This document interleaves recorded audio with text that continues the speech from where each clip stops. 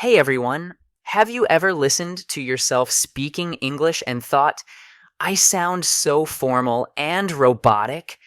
You know the grammar perfectly. You can write beautiful sentences, but somehow when you speak, you sound like you're reading from a dictionary instead of having a real conversation. That's such a common frustration, and I totally get it. I remember when I first started learning English seriously. I would say things like, I must proceed to the store to purchase some groceries, instead of just, I gotta go to the store. People would look at me like I was giving a presidential speech just to buy milk. Exactly! And that disconnect between what we learn in textbooks and how Americans actually speak in real life is huge. It's like learning to drive by reading a manual but never getting behind the wheel.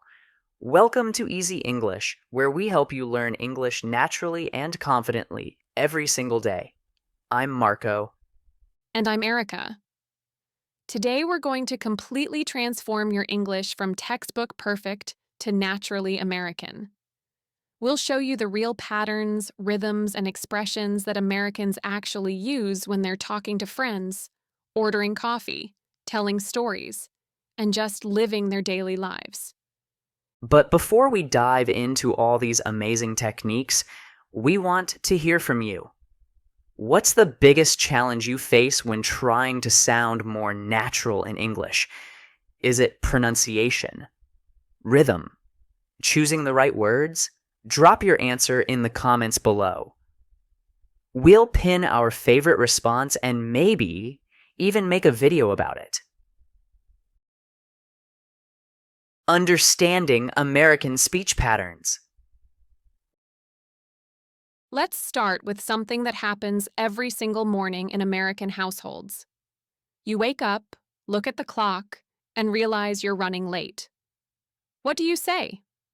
Most English textbooks would teach you to say something like, I have to get up immediately, or I must arise and prepare for my day. But an American? They'd jump out of bed and say, oh crap, I gotta get up, I'm running so late. Notice how have to becomes gotta, how we add that emotional, oh crap, and how we link those thoughts together with natural rhythm and feeling. This transformation is called reduction, and it's absolutely everywhere in American English. We don't speak like we write, and we definitely don't speak like formal grammar books. When I was first learning English, I used to overpronounce everything because I thought that was correct English. I'd say, I am going to the store with perfect pronunciation, and Americans would think I was angry or making an announcement. I did the exact same thing. I remember my first week in an American college.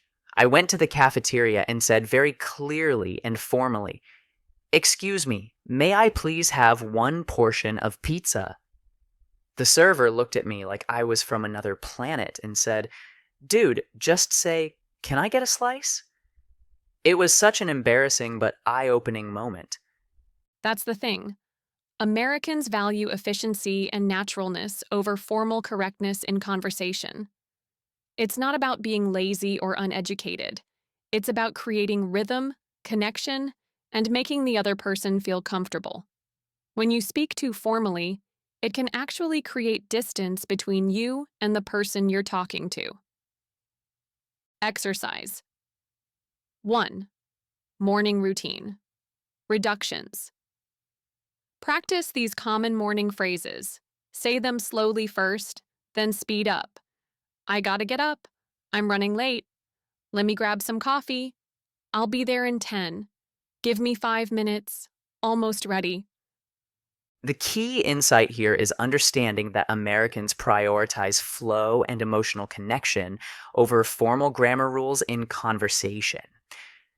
We want to sound like real humans having real conversations, not like robots reciting information. And here's something fascinating. This isn't just casual speech. Even in business meetings, Americans use reductions. A CEO might say, we gotta figure this out. instead of we must determine a solution. It shows authenticity and relatability. Mastering casual greetings and responses. Now let's talk about how Americans actually greet each other in real life. Forget "how do you do" or "good day to you." Those phrases are from the 1800s and will make you sound like you time traveled from a Jane Austen novel. Oh my gosh, yes. When I first moved to the US, I kept saying, I am fine, thank you very much, and how are you today? People thought I was being sarcastic or making fun of them. They'd give me these weird looks like, why is she talking like a robot? Right. The real American responses are much simpler, more casual, and more honest. Someone says, "What's up?" And you can respond with, "Not much. Just chillin'. Same old, or just hanging out." These aren't grammatically complete sentences, but they're perfectly natural and exactly what Americans expect to hear. I love how American greetings are more like verbal handshakes than actual information exchanges. They're not really asking for a detailed life update. They're just acknowledging you warmly and opening the door for conversation if you want it. And here's something really interesting. The tone matters just as much as the words. "What's up?" can be a casual greeting, an expression of concern, or even a challenge depending on how you say it. Americans are very sensitive to tone and energy. Exercise 2. Greeting flow practice. Practice this quick exchange with a partner or mirror. A. Hey, what's up? B. Not much, just heading to work you. A. Same old, same old. Can't wait for the weekend. B. Tell me about it. Have you ever noticed how Americans sometimes drop words entirely? Instead of, do you want some coffee? We say, want some coffee? Instead of, are you going to the party? We say, going to the party? It's faster, more intimate, and shows a level of comfort and familiarity. That's such a crucial point. When you start dropping those helper words naturally, it shows that you're thinking in English, not translating from your native language. It's a sign that English is becoming more natural and automatic for you. The power of contractions and linking. Let's dive deep into contractions because they're absolutely essential for sounding American. Every single native speaker uses them constantly in conversation, and if you're not using them, you'll always sound formal and distant. I remember my high school English teacher telling us that contractions were informal and we should avoid them in proper English. But here's the reality. In spoken American English, not using contractions actually sounds weird and unnatural. Americans use them about 90% of the time when speaking. Exactly. Think about it this way. I am going to the store. Sounds like you're giving a formal announcement or reading from a script. I'm gonna go to the store. Sounds like you're talking to a friend or family member. The meaning is identical, but the feeling is completely different. And it's not just about individual contractions. Americans link whole phrases together in ways that create music and rhythm. "What are you doing?" becomes "what you doing." In fast speech, "Did you eat yet?" becomes "did ya eat yet?" These aren't mistakes. They're natural pronunciation patterns. When I first heard Americans speaking fast, I thought they were speaking a completely different language. But once I learned these linking patterns, I realized they were just connecting words the way rivers flow together, naturally and smoothly. Exercise 3. Contraction flow. Transform these formal sentences. I am going to eat dinner. I'm going to eat dinner. She is going to study tonight. She's going to study tonight. We are going to leave early. We're gonna leave early. They would like to come. They'd like to come. The beautiful thing about linking is that it creates this musical quality in American English. It's like the words are dancing together instead of marching in formation. Once you start feeling that rhythm, English becomes much more enjoyable to speak. And here's a secret. Americans actually have trouble understanding speech that's too clearly pronounced. If you pronounce every single sound perfectly and separately, it can sound choppy and unnatural to American ears. We're used to the flow and music of connected speech. Real-world conversational patterns. Let's practice with a real scenario that happens all the time: ordering at a coffee shop. This is where you can really practice sounding natural and confident, and it's something you might do every single day. Oh, I have such an embarrassing story about this. When I first arrived in America, I would walk into Starbucks and say, "Good morning, sir. May I please request one medium-sized coffee beverage with dairy cream?" The barista just stared at me like I was speaking ancient Greek. There was this long, awkward pause. That's so relatable. I did something similar at a burger place. I said, "Excuse me, good sir. I would like to order one hamburger with cheese, if you please." The teenager behind the counter was like, you want a cheeseburger? It was mortifying, but educational. The reality is that Americans typically say, "Can I get a medium coffee with cream?" Or even just, "Medium coffee, cream, please."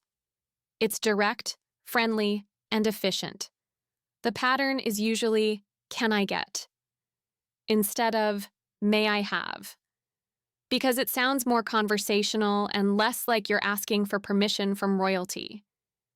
And Americans appreciate efficiency in service situations.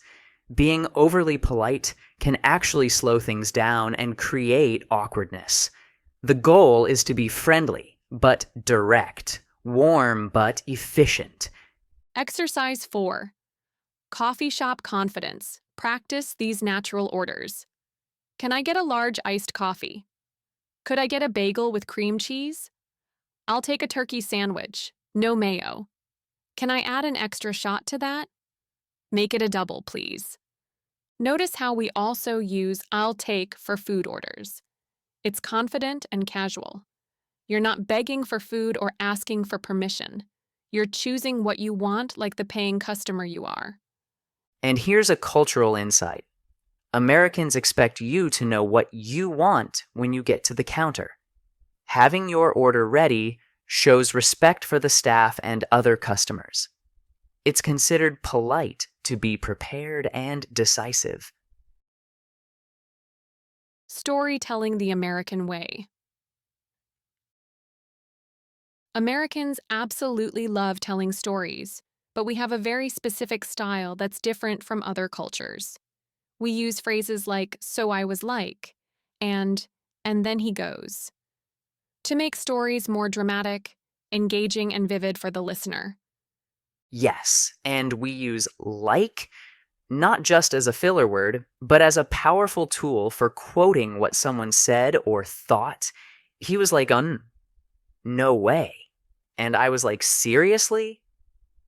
This makes the story feel more immediate and real, like the listener is experiencing it with you. I really struggled with this because my formal grammar teacher always said "like" was incorrect and showed poor education. But in American storytelling, it adds personality, emotion, and makes the listener feel like they're watching a movie instead of hearing a report. It's also about painting a vivid picture with your words. Americans don't just say, "I went to the store and bought milk." They say, "So I'm walking to the store, right? Minding my own business. And this random guy comes up to me and goes, 'Hey, you dropped something.' And I'm like, 'What?' And he points to this $20 bill on the ground. That's such a perfect example. Notice how the story has rhythm, emotion, and visual details. The listener can picture everything happening. American storytelling is very cinematic. We want people to see, hear, and feel what we experienced. Exercise 5. Story Starter Practice. Complete this story using American style. So yesterday I was walking to the bus stop and this guy comes up to me and goes, "Hey, do you have the time?" And I'm like, continue the story with emotion and details. The key is making your stories visual and emotional. Americans want to feel like they're watching a movie, not listening to a police report or academic presentation. Use your hands, change your voice for different characters, and paint pictures with your words. And don't forget about timing. American storytelling has natural pauses, speed changes, and emphasis. The way you tell a story is just as important as what happened in the story. Pronunciation. Secrets, the flap T. Now let's talk about one of the most distinctive and recognizable features of American pronunciation, the flap T. This single sound change is what makes words like water sound like waiter and better sound like better. This was honestly one of the hardest things for me to learn and accept. I kept saying water with a sharp, hard T sound, and Americans would sometimes not understand me because it sounded so foreign and unnatural to their ears. The science behind it is fascinating.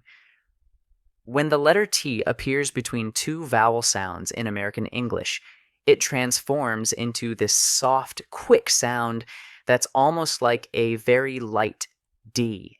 It's not laziness. It's a systematic sound change that happens in the mouths of every Native American speaker. It feels really weird at first because your brain tells you that you're pronouncing words wrong. But this is actually how Americans naturally speak. It's not casual speech, it's standard American pronunciation that you hear in news broadcasts, movies, and formal presentations. And here's what's amazing. Once you master the flap T, your English immediately sounds more American. It's like a secret code that native speakers recognize instantly. They might not consciously notice it, but their brains register that you sound right. Exercise 6. Flap T transformation practice. These word pairs slowly, then faster. Water, waiter. Butter, butter. Better, better. Later, later. City, city. Pretty, pretty. Little, little. Letter, letter. Once you get comfortable with individual words, try using the flap T in full sentences. I need a little bit of butter for the bread becomes I need a little bit of butter for the bread. It creates this smooth, flowing sound that's distinctly American. And remember, this isn't just for casual conversation. You'll hear the flap T in business meetings, news broadcasts, university lectures, and formal presentations. It's standard American pronunciation, not slang or informal speech. Expressing opinions like an American. Americans have developed a very sophisticated way of expressing opinions that's both confident and diplomatic. We rarely say, "You are wrong," or "That's stupid," because it damages relationships and shuts down conversation. Right. We've mastered the art of disagreeing without being disagreeable. We soften our disagreements with phrases like, "I'm not sure I agree with that," or "I see your point, but I think," or "That's interesting, but have you considered?" It's about maintaining relationships while being honest about your thoughts. I love how Americans can express strong disagreement while still showing respect for the other person's right to their opinion. You can say, "I don't know about that," and it's crystal clear that you disagree. But it doesn't sound confrontational or disrespectful. And for agreement, Americans have created this whole vocabulary of enthusiastic support. We don't just say yes or I agree. We say totally, absolutely, you nailed it, that's spot on, couldn't agree more. These responses show engagement, energy, and strong support for the other person's ideas. The cultural reason for this is that Americans value both individual expression and social harmony. We want people to feel free to share their thoughts, but we also want to maintain positive relationships and keep conversations flowing. Exercise. 7. Opinion expression practice. Practice enthusiastic agreement. Totally. You're absolutely right. That makes perfect sense. Couldn't have said it better myself. Practice polite disagreement. I'm not so sure about that. I see it differently. That's an interesting perspective, but have you considered? The tone and body language are just as important as the words you choose. Americans use rising intonation to show interest and curiosity, and falling intonation to show certainty and confidence. We also use our hands, facial expressions, and body position to communicate. And here's something really important. Americans appreciate when you have opinions and express them clearly. Don't be afraid to disagree or share your perspective. Passive agreement all the time can actually make Americans think you're not engaged or don't trust them enough to be honest. Daily routine, vocabulary. Let's practice describing your daily routine using real American expressions, because this is something you talk about constantly in English. Whether you're making small talk, explaining why you're late, or just chatting with friends, daily routine vocabulary comes up every single day. Instead of saying formal things like, I arise at 6:30 a.m. or I conduct my morning ablutions, Americans say, I get up around 6:30 or I roll out of bed at 6:30 if they're being playful. The vocabulary is much more casual, visual, and energetic. And we absolutely love phrasal verbs. These are combinations of verbs with prepositions or adverbs that create new meanings. Throw on some clothes, grab a coffee, head out, hit the gym, check out, wind down. These multi-word verbs are everywhere in American English and make your speech sound incredibly natural. I used to avoid phrasal verbs because they seemed complicated and unpredictable, but I discovered that they're actually what makes your English sound natural and native-like. They're more colorful, more specific, and more emotionally expressive than single verbs. Think about the difference between I consumed breakfast and I grabbed breakfast, or I wolfed down breakfast. The phrasal verb versions paint a picture of how you ate, how much time you had, and what your energy level was like. They're much more informative and interesting. Exercise 8. Daily Routine Makeover. Transform formal routine language. I consume breakfast. I grab breakfast. I depart for work. I head to work. I return home. I get back home. I prepare for sleep. I wind down. I arise. I get up. Notice how the American versions are shorter, more energetic, and more visual. You can actually picture someone grabbing breakfast versus consuming it. The phrasal verbs create mental movies that make your communication more engaging and memorable.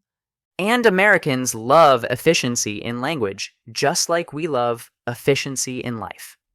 Why use 5 formal words when 2 casual words can do the job better and create a clearer picture? It's about maximum impact with minimum effort. Emotional expression and slang. Americans are incredibly expressive about emotions, and we have developed casual, colorful ways to describe how we feel that textbooks never teach, but that you hear in every single conversation. Exactly. Instead of saying, I am extremely tired, we paint vivid pictures with phrases like, I'm beat, I'm wiped out, I'm dead tired, I'm running on empty, or I'm absolutely drained. Each one gives a slightly different picture of your energy level and how you got that way. And for excitement, we don't just say, I am happy or I am pleased. We use energetic expressions like, I'm pumped, I'm stoked, I'm psyched, I'm fired up, I can't wait, I'm over the moon. Each one has a different energy level and shows different types of excitement. The key insight is that American emotional expression is very visual and physical. We use metaphors from sports, fighting, physical activities, and everyday objects. I'm beat comes from being beaten in a fight.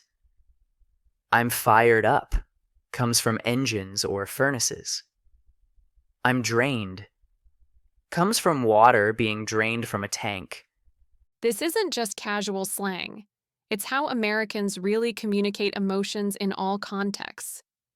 You'll hear business professionals say, I'm swamped with work, or that meeting was a total disaster, or I'm pumped about this new project. It's authentic emotional expression. Exercise. 9. Emotional upgrade. Replace formal emotions with American expressions. I am exhausted. I'm beat. I am excited. I'm pumped. I am worried. I'm freaking out. I am angry. I'm ticked off. I am confused. I'm lost. I am satisfied. I'm good. Don't be afraid to be dramatic and expressive.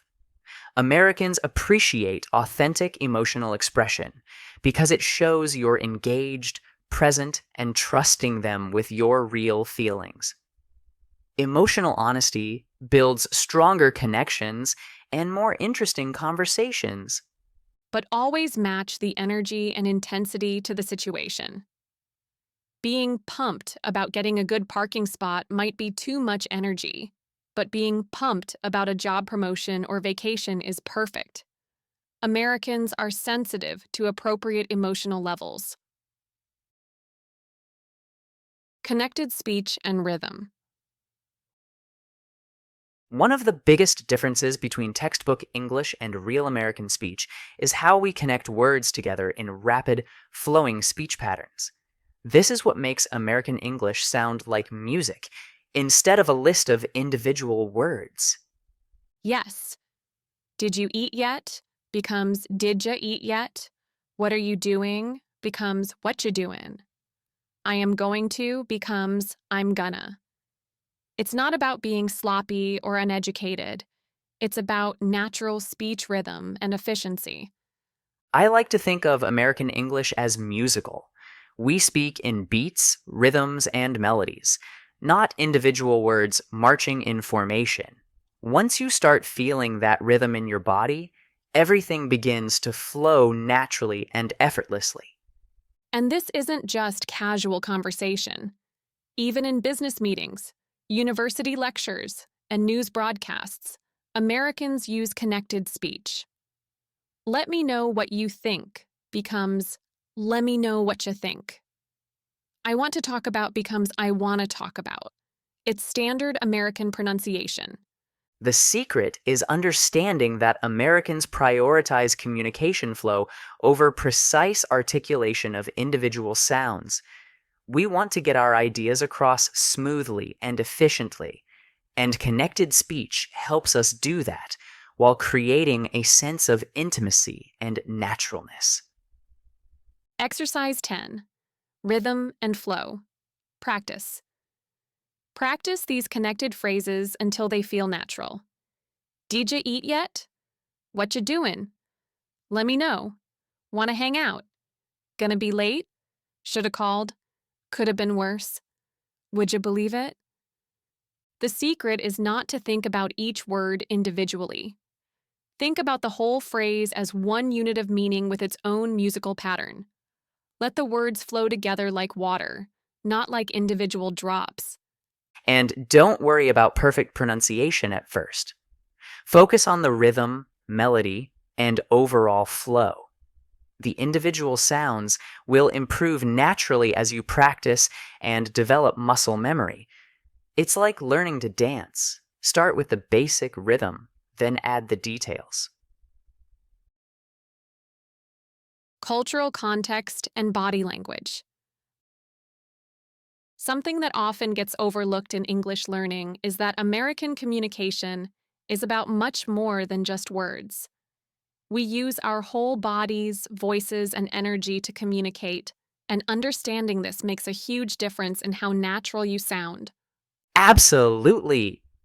Americans are very animated when we speak.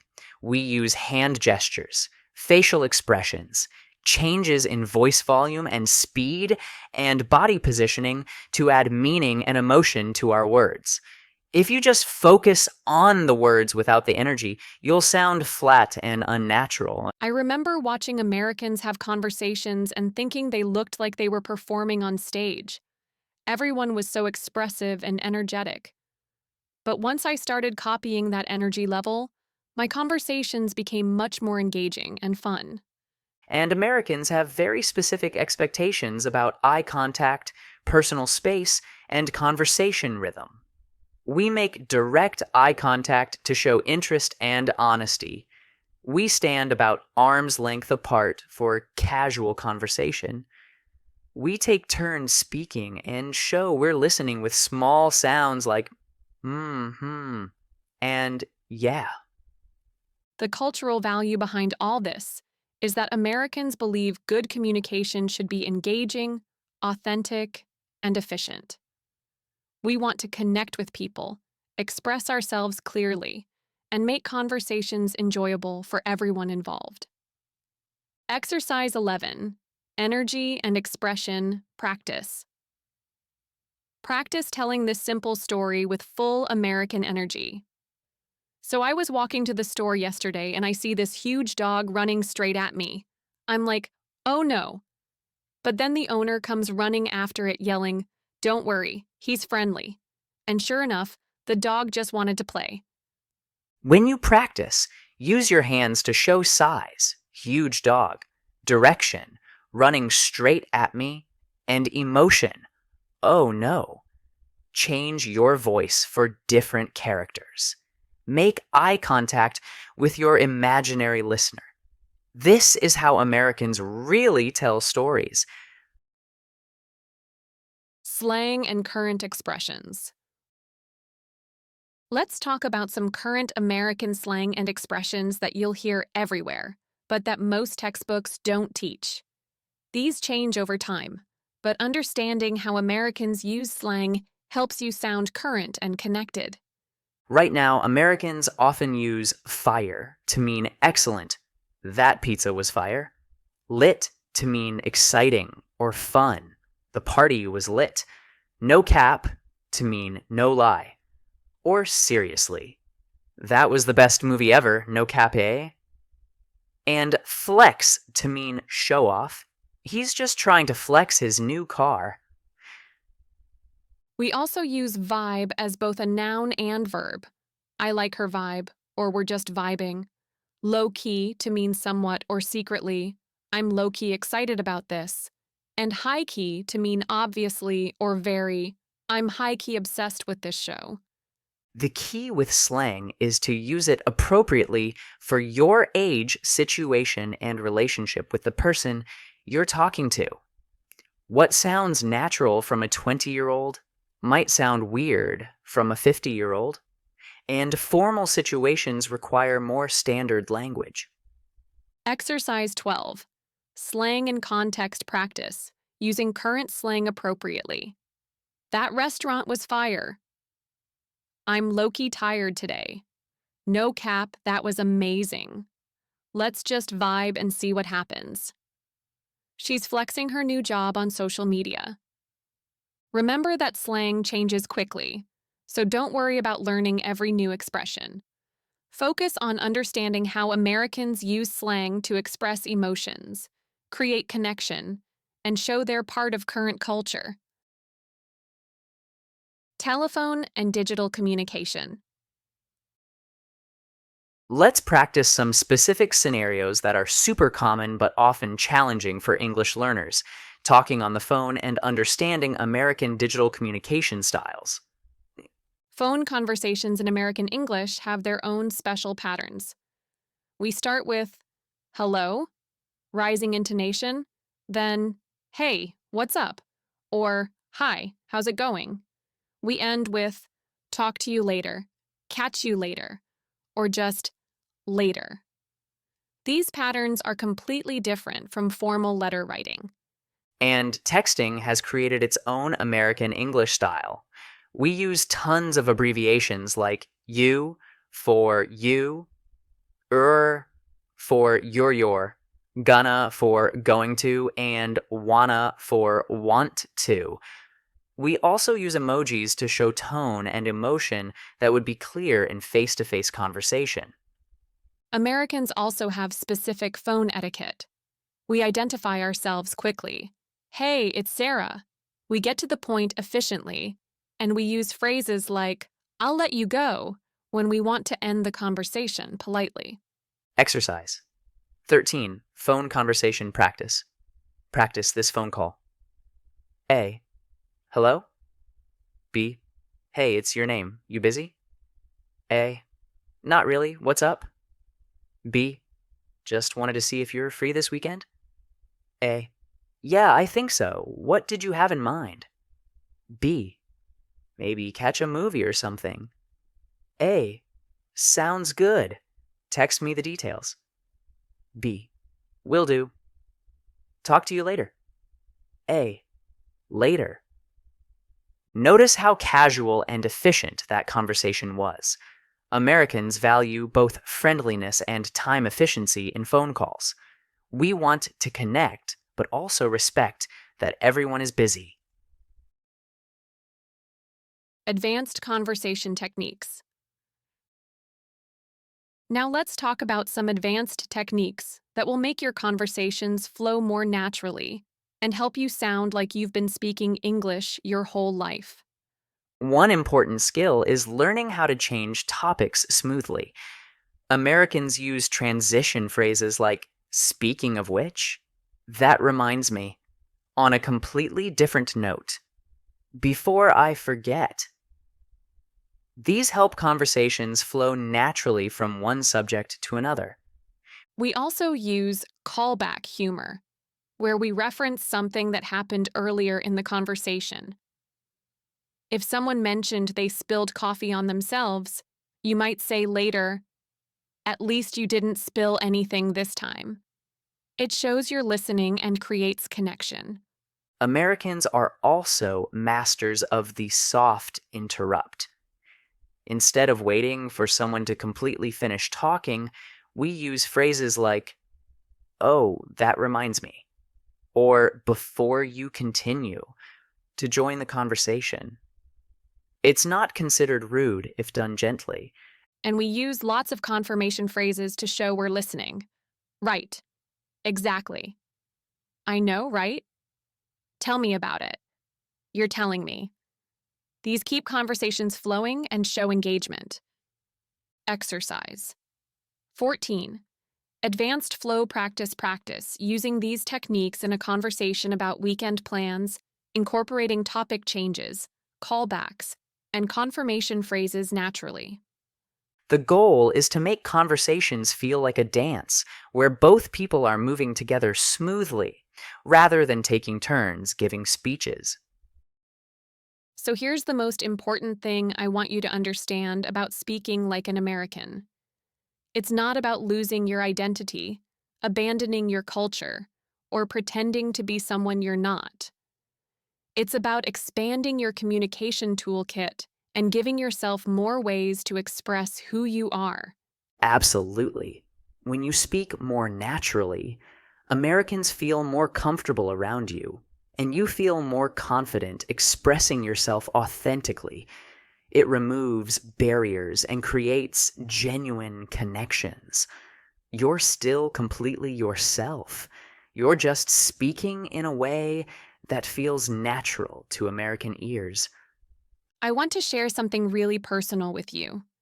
When I first started using these techniques, I felt like I was acting or being fake. I worried that I was losing my authentic self. But then I realized this is just another tool in my communication toolkit, like learning to write formal emails or give presentations. That's such an important realization. You're not changing who you are. You're expanding how you can express who you are. It's like learning to play a new musical instrument. You're still the same person, but now you have more ways to create beautiful music. And remember, even Native American speakers had to learn these patterns. American children spend years figuring out when to use gonna versus going to, how to tell engaging stories, and when different slang is appropriate. Give yourself time, patience, and credit for how much you've already accomplished. The most important thing is to start practicing today, right now. Pick one technique from this video, maybe the flap T, or basic contractions, or using like in storytelling, and use it in every conversation this week. Don't try to change everything at once. Exactly. Small, consistent practice beats occasional intense study sessions every single time. Choose one pattern, master it until it feels automatic, then add another. Build your American English skills like you're building a house, one brick at a time with a solid foundation. And here's your specific challenge. For the next 30 days, record yourself having a casual conversation for just 2 to 3 minutes daily. It can be with a friend, a family member, or even just talking to yourself about your day. Watch how your rhythm, naturalness, and confidence improve week by week. You've got this. Speaking like an American isn't about perfection. It's about connection, confidence, and authentic communication. Every conversation is practice. Every mistake is learning. And every day you're getting closer to your goals. Thank you so much for spending this time with us today on Easy English. Remember, we upload new English learning videos every single day to help you improve faster, more naturally, and with more confidence. Consistency is the key to language learning success.